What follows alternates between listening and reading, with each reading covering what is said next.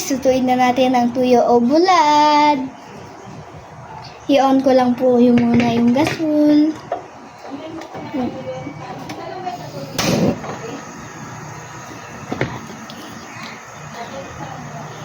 Hintayin natin mag-init ang oil bago ilagay yung tuyo.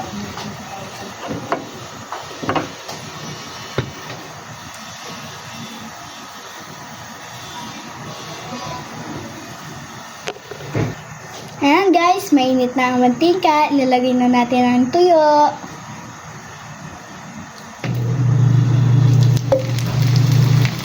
Together ko ilagay.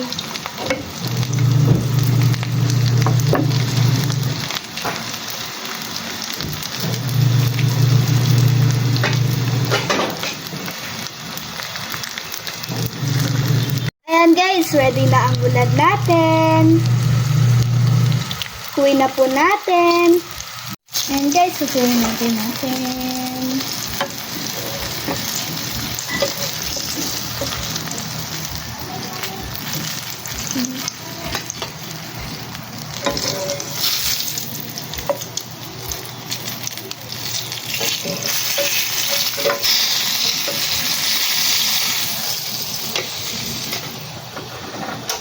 Ayan guys, nakuha ko na yung tuyo.